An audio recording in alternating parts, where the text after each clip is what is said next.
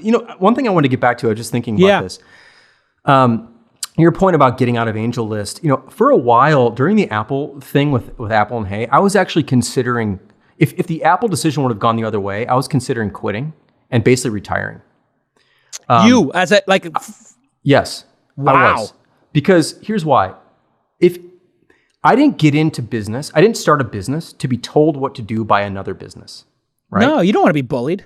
No, and not even bullied, just bullied. You're right, bullied. I don't want to be that's not why I'm an independent.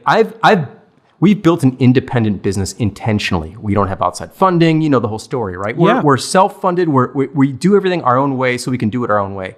And to be in an industry where if Apple forced us to have to give them 30% of our business and not be able to interface with our customers the way we want, I don't want to be in that industry. I'm not interested in it's gross. Running a business. It's horrible. And if that's the norm, I want out. I'm not interested in that. So I was contemplating that during the thing. I didn't know where this was going to go. We truly didn't know. And by the way, I will say at the end, when it all kind of came together, Apple was very gracious and they gave me a phone call and explained the reason. Nice. Yeah, it was nicely handled in the end.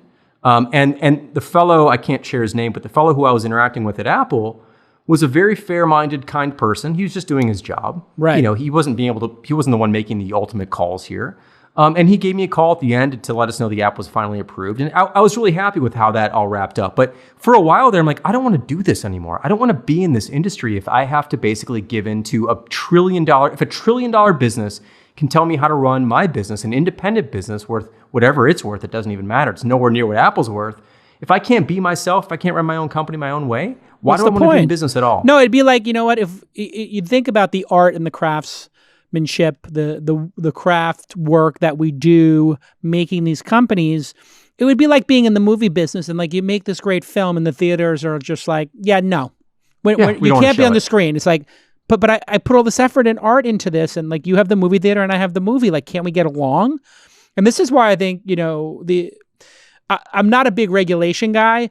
I like free markets. I think you do like free markets, but this is anti-competitive. And when a company gets so big, they need to become self-aware and they have to pick the battle and they have to figure out, is this the hill they want to die on or the hill they want to murder people on?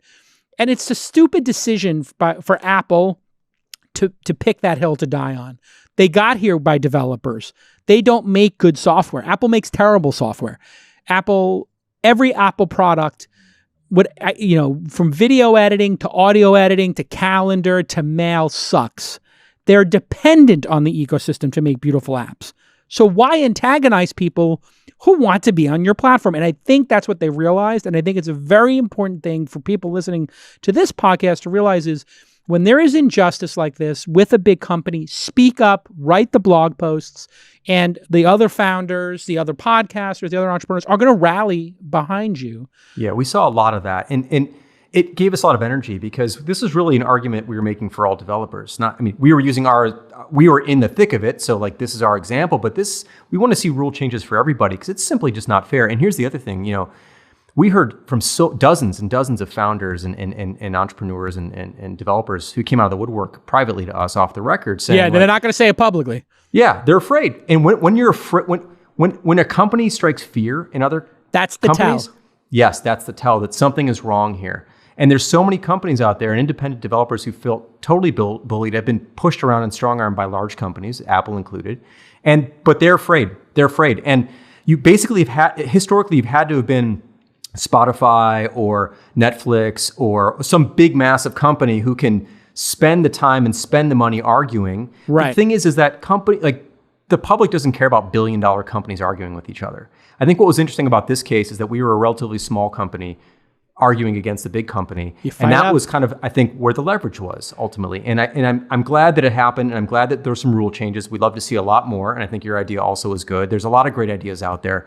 And I think I'm hopeful that Apple will begin over time, over the next few years, to begin to pry open the door a little bit and give some people some choice and some options. Otherwise, at some point, and who knows when this is going to be, because no company really knows when this happens until it flips, yep. People are going to leave, or governments are going to come down even harder. And we'll see how the EU shakes out. And there's also an antitrust investigation starting in the US, I think in July this month here. So you overplay your hand at your peril. You really have to think it through. If you're going to be a bully like this, all of those enemies accumulate. And, the same exact thing happened when I started criticizing Google.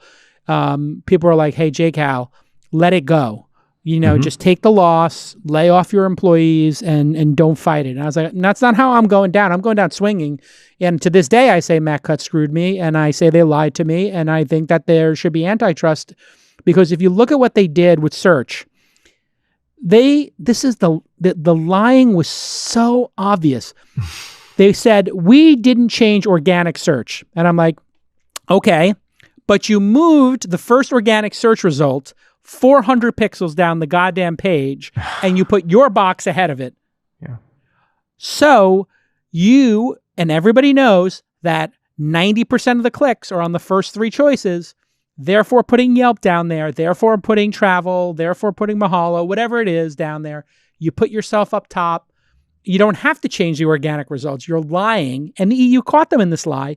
And if you think about this bad behavior, when people are scared of speaking up, that should make you yourself have some level of self-reflection. And this is what I told to the highest levels of Google. I said, do you really want people to be scared of you? Is that how you want to live your life? Right. Because you could also be gracious and generous, and how much money has to pile up in Apple's coffers for them to think it's worth it? What point do you just look in the mirror and hate yourself? It is baffling and it's unfortunate, but I think sometimes what happens is that, not to defend it because I'm with you on this completely, is that just this is what happens. Public markets demand returns, and everyone's looking for money, and everyone's looking for revenue, and there's a big revenue source, and they can take Apple wants to take a slice of every service that exists. Like, you could see how they would want that. Their service business now. So you can just kind of see how these things evolve. It doesn't mean that there's bad people that are making these decisions. It's just like, this is what happens. Yes. And as a company amasses more and more and more power, this is what happens. This is just what happens every single time. And at some point it breaks. And by the way, speaking of Google, probably, was it last year, we got in a whole thing with Google around having to buy our own branded keywords because Google's selling our branded keywords to other people. And they've made the ads look like organic results even more so than ever before. And people don't know, and people are confused. And it's brutal. It's brutal. Like, why? Why? And I could tell you how we could fix this. This is what we need to do, because I did this with Mahalo. Mm-hmm. I recorded people using Google. If you record people using Google and you say, and you show them those bullshit ads where they make you pay to not have your competitor there. So for you, if Basecamp is being competed against by Acme Project Management, they can buy your keyword, put themselves up there, then you have to buy it. Yep. The word ad is a little tiny chiclet. And the smallest you could possibly do it. If you have 100 people do it and then afterwards say, did you click on an ad or did you click on an organic search result? They will say, I didn't click on an ad 60, 70% of the time. It's been proven. For sure.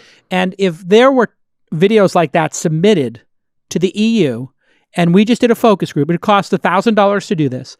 If you're listening to me and you've got a problem with this, and you do, all you have to do is run that test, and man, Google will stop in their tracks, because the last thing they want to do is get in a fight with people who say you're deceiving users.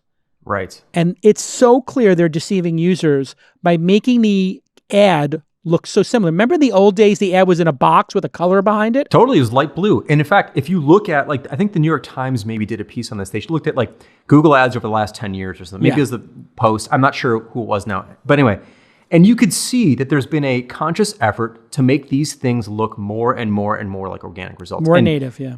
And it's wrong. And here's the other thing that's so wrong about it is that Google will allow anyone to buy our trademarked brand name, Basecamp, okay, or Hey. I haven't even looked at Hey ads. I don't know if anyone's taking ads out against Hey yet. But anyway, but if you try to buy Google and put Google in your ad, they will say, no, you can't use Google. That's that's a registered trademark. So they know the value of the brand. They know the value of trademarks. And their argument would be, well, we can't have a database of everyone's trade. What do you mean? You have a database of everything. You just index the world's data. That's your argument, right? Yeah, that's your argument. It's like Facebook being like, we can't figure out what, the posts are that are hate speech or porn, but they can figure out if you put a dating ad app. Like they can't figure out it's a Russian or racist ad. Yeah. But the second you put a competing social network ad up or a competing, ad for a dating site, you're immediately taken down. It's like, really, guys? Yeah. I mean, you've got some of the brightest people in the world working these places. Of course they can do this. It's just about the will and the business model and all that. So, of course they can figure this out. So it's really frustrating, though. And it's sad that there's basically a duopoly. You've got Google, you've got Apple, you've got these massive companies that are exerting all this pressure on the mobile environment. There's no one else. There's no other mobile operating systems. Windows Phone's gone. There's two. And Google's slightly better in their app store, or Google Play Store is slightly better with these rules, but they're going to move in Apple's direction too, I think. And they're already kind of maybe doing it. I don't know. But also, like you said, it doesn't really matter. I want the apps reviewed. And so what I think, to my point before about like, hey, I'm going to put mine on experimental mode, or I'm going to put it in developer mode. Basically, anybody can click it over to developer mode and do whatever they want with their phones. I like the idea that they're reviewed. I like apps being reviewed for, malware or whatever. But I might want to take a risk on, something in which is, I think they were going to try to kill TestFlight before they bought it.